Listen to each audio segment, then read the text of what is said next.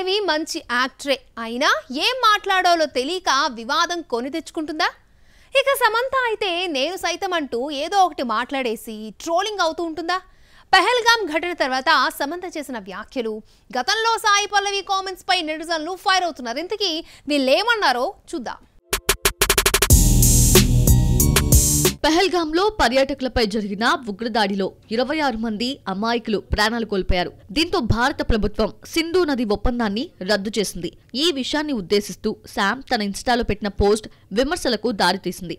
సముద్రాలు నీళ్లు తాగలేవు, చెట్లు తన పండ్లు తినలేవు, పువ్వులు తమ పరిమళాన్ని ఆస్వాదించలేవు. ప్రకృతి కోసం జీవించండి. మనమందరం ఒకరికి ఒకరు సాయం చేసుకోవడానికే భూమి మీద పుట్టాం. నీకోసం జీవిస్తే ఆనందంగా ఉంటావు, అందరి కోసం జీవిస్తే ఇంకా ఆనందంగా ఉంటావు అంటూ చేసిన పోస్ట్ నెటిజన్ల ఆగ్రహానికి గురైంది. తీవ్ర విమర్శలు రావడంతో సమంత తన పోస్ట్ ని డిలీట్ చేసినా ట్రోలింగ్ ఆగలేదు. అవగాహన లేకుండా, అర్థం పర్థం లేకుండా ఏది పడితే అది మాట్లాడడం సరికాదంటూ నెటిజన్లు ఫైర్ అయ్యారు.